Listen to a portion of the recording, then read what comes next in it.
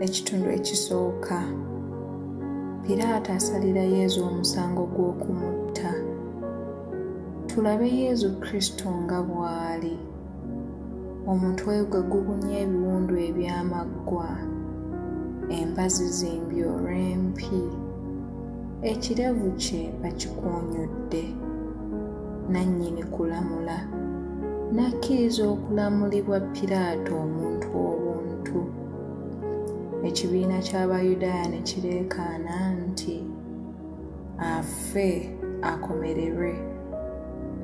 Ayi Mulokozi, naffe twetaba ne Pilato n'Abayudaaya okukusombera ensonyi n'okukutta nga tukujeemera. Naye ebibi byaffe tubikyayira ddala obutakyabiddamu. Kitaffe ali mu ggulu, erinnya lyo litiibwe. Obwakabaka bwo bujje, by'oyagala bikolebwa mu nsi nga bwe bikolebwa mu ggulu. Tuwe leero emmere yaffe eya buli lunaku. Otusonyiwe ebibi byaffe nga naffe bwe tusonyiwa abatukola obubi. Totutwala mu kukemebwa, naye tulokole mu bubi. Amiina. Mirembe Mariya, ojjudde enneema, Omukama ali naawe. Waweebwa omukisa mu bakazi bonna, ne Yezu omwana ow'endaayo naye wa mukisa.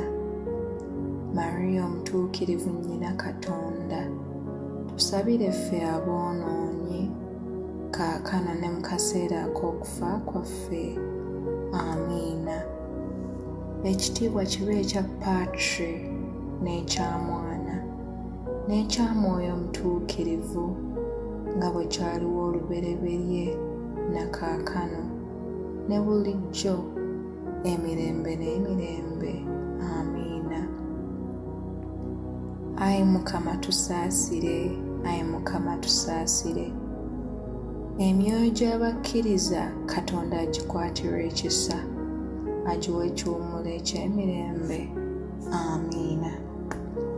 Ebiwundu ebya Yezu, ayi Mariya obyolanga mu myoyo gy'abaana bo. Tukuvuunamira Yezu ne tukuwa ekitiibwa, kubanga wanuunula ensi ng'otufiirira ku musaalaba.